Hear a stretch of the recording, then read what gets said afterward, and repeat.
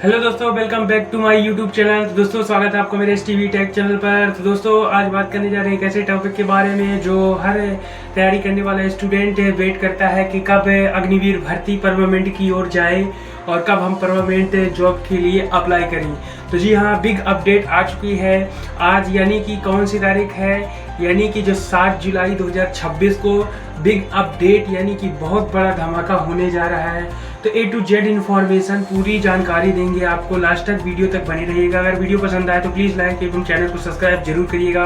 तो ऐसी जानकारी देंगे आपको जो कर देगी हैरान, और अग्निवीरों की हो चुकी है बल्ले बल्ले। तो चलिए स्टार्ट करते हैं A to Z information zero से। क्या है आज की बड़ी खबर? तो चलिए सबसे पहले जानकारी देते हैं कि जो अग्निवीर योजना थी 14 जून 2022 को लागू हुई थी। जो अग्निवीर योजना यानी कि अग्निपथ योजना, जो 4 साल सेना में भर्ती होकर जो सेवा देते थे अग्निवीर, यानी कि जो भी नौजवान जाते थे अग्निवीर योजना के तहत वो 4 साल सेवा करते थे और रिटायरमेंट होने पर 11 लाख का पैकेज मिलता था। यानी कुल मिलाकर सेना वृत्ति में 4 साल की सेना अवधि में उनको 24 से 25 लाख रुपए मिलता था। तो अब ये होने जा रहा है, यानी कि जो सेना के प्रस्ताव, यानी कि इंडियन आर्मी का जो प्रस्ताव, और कई जैसे कि वायुसेना और नौसेना और थल सेना, इन तीनों सेनाओं का प्रस्ताव जनरलों ने जारी किया है कि अब अग्निवीर योजना जो है, तीनों के अंतर्गत जो अग्निवीर योजना लागू हुई थी, थल सेना, वायुसेना और नौसेना के अंतर जो भी अग्निवीर योजना लागू हुई थी, वो जो थल सेना, नौसेना और वायुसेना में जो अग्निवीर योजना 25% परमानेंट लागू होने वाली जो योजना लागू हुई थी, उसको अब बढ़ाने की पूरी प्रस्ताव रखा गया है रक्षा मंत्रालय और केंद्र सरकार के पक्ष में। तो चलिए जानते हैं क्या हुई आज की बड़ी घोषणा और क्या आई अग्निवीरों के लिए बिग अपडेट, कैसे हुई अग्निवीरों की बल्ले बल्ले।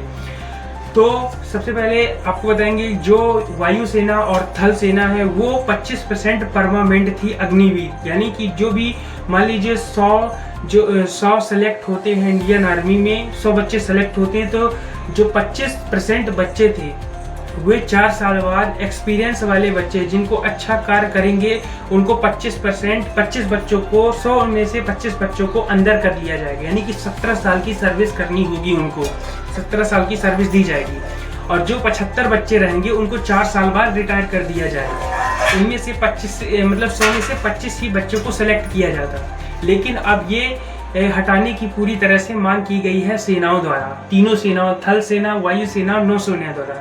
तो क्या मांग हुई है, चलिए जानते हैं, स्टार्ट करते हैं। सबसे पहले थल सेना। थल सेना की जो प्रमुख है, तो उन्होंने प्रस्ताव डाला है तीनों सेनाओं के मिलकर कि जो 25% सेना में जाने के लिए जो बनाया गया था कि अग्निवीर 25% ही परमानेंट होंगे, उसको बढ़ाकर दुगना यानी कि 50% का प्रस्ताव रखा गया है रक्षा मंत्रालय और केंद्र सरकार के पक्ष में कि आप इसको 25% से बढ़ाकर 75% बनाइए।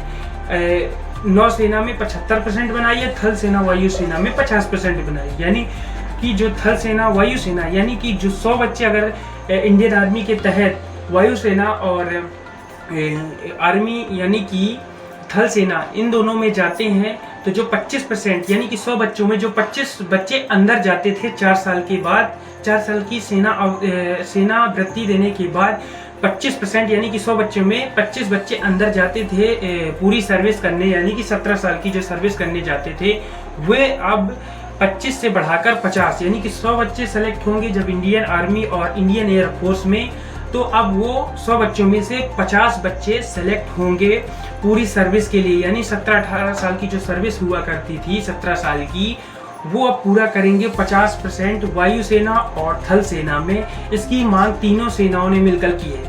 और चलिए जानते हैं कि जो नौसेना ने है, नौसेना वो कैसा प्रस्ताव देता है। जो नौसेना थी वो 25% से 75% की मांग की है कि नौसेना के जो जवान सेलेक्ट होंगे वो 25% से अब 75% सेलेक्ट होने थे। ये रही पूरी बिग अपडेट जो तीनों सेनाओं ने प्रस्ताव रखे हैं केंद्र सरकार और रक्षा मंत्रालय के पक्ष में कि इस प्रस्ताव को पास किया जाए। तो ये है आज 7 जुलाई 2026 की बिग अपडेट जो अग्निवीर योजना घोषणा हुई थी 14 जून 2022 को, वो अब पूरी तरह से बदलने जा रही। यानी कि जो 25% परमानेंट हुआ करते थे अग्निवीर वायुसेना और थल सेना में, जो 25% परमानेंट हुआ करते थे वो अब बढ़कर 50% होने जा रहे हैं।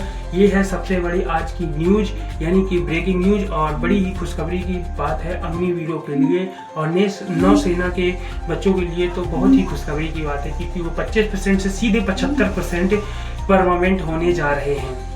तो जो आयु में कोई सुधार नहीं हुआ, आयु जितनी थी उतनी ही, यानी कि 17.5 साल से 21.5 साल की ही आयु रखी गई है। थल सेना, वायुसेना और नौसेना में 17.5 से 21.5 साल ही अग्निवीरों की जो आयु थी उतनी ही रखी गई है। और सैलरी में कोई भी बदलाव नहीं किया गया है। हाइट, वेट, चेस्ट और मेडिकल, इसमें कोई भी बदलाव का प्रस्ताव नहीं रखा गया है। और जो रनिंग के फिजिकल में भी कोई बदलाव नहीं किया गया, कोई भी प्रस्ताव नहीं रखा गया है कि रनिंग में जो दौड़ होती है उसमें टाइमिंग वाइमिंग का कोई भी प्रस्ताव नहीं रखा गया। घटाने बढ़ाने को लेकर कोई भी प्रस्ताव नहीं रखा गया। आयु और हाइट, वेट, चेस्ट और रनिंग, मेडिकल, इन सभी में से कोई भी, और एज, कोई भी प्रस्ताव नहीं रखा गया। घटाने और बढ़ाने को लेकर केवल प्रस्ताव रखा गया है किसके लिए? परमानेंट बढ़ाने के लिए, यानी कि दुगना करने के लिए। वायुसेना और थल सेना को 25% से 50%, यानी कि दुगना परमानेंट करने के लिए, दुगना सर्विस करने के लिए,